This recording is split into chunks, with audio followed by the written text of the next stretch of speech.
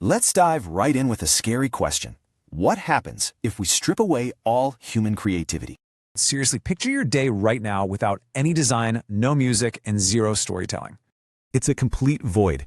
We'd instantly lose our empathy, problem-solving skills, and emotional strength. Which brings us here. We actually need to redefine the humanities as a literal survival technology.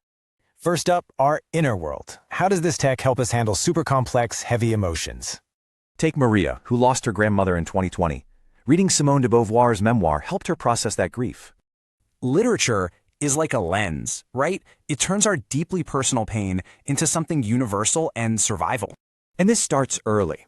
Books like When Dinosaurs Roar give kids relatable tools to regulate their anger. Next, let's look outward. How does this survival tech actually build up our society and empathy? Well, a 2018 study showed that medical students exposed to literature and drama develop significantly more empathy. It's amazing. Stories literally rewire our brains so we can detect emotions better and actually care more.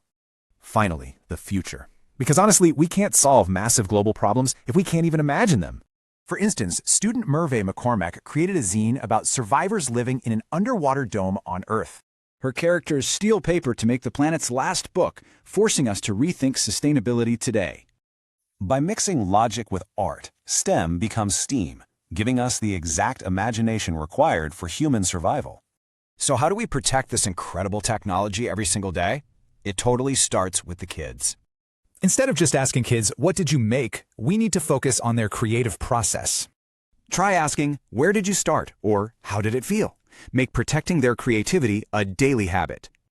Art is the ultimate technology that keeps us human. So what small creative moment will you protect today?